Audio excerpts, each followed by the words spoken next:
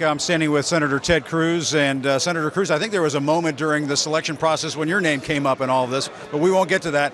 What are your impressions of this selection of Neil Gorsuch? Does he pass your test?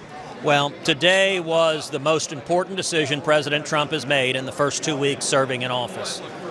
During the campaign, he promised the American people that he would nominate a principled constitutionalist to replace Justice Scalia. And tonight, President Trump honored that commitment. He followed through on the commitment he made. I think Judge Gorsuch is a home run. He has a decade of proven experience on the Court of Appeals, being faithful to the Constitution, following the law, protecting the Bill of Rights and our fundamental liberties.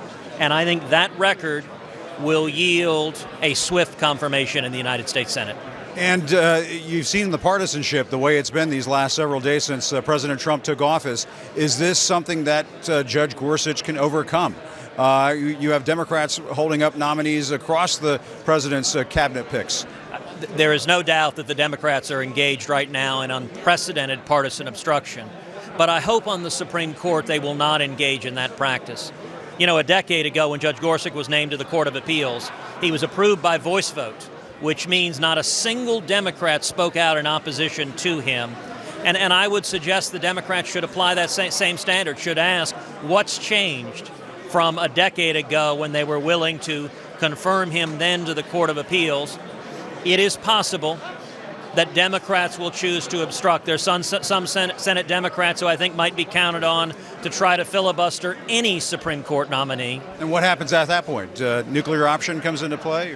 What I can tell you is the Democrats will not succeed in filibustering Judge Gorsuch. They may try, but they will not succeed. The Senate will confirm a strong constitutionalist to replace Justice Scalia. But a lot of Democrats would say what's good for the goose is good for the gander. You held up Judge Merrick Garland. President Obama had almost a year left in office to have Judge Garland named to the Supreme Court and confirmed to the Supreme Court. You Republicans held that up. Why not? Isn't turnabout fair play if the Democrats want to do the same thing to you? It is a fundamentally different circumstance. For one thing, no vacancy that occurred in a presidential election year has been filled for 80 years, 8 decades. And indeed, what Republicans said when that vacancy occurred, before any nomination was made, is that we're going to allow the American people to decide. We've got a presidential election coming. This election was in a very, very real sense a referendum for the American people. Do you want a constitutionalist who will have a limited, a humble view of the judiciary, or do you want a liberal judicial activist who will impose his or her policy preferences?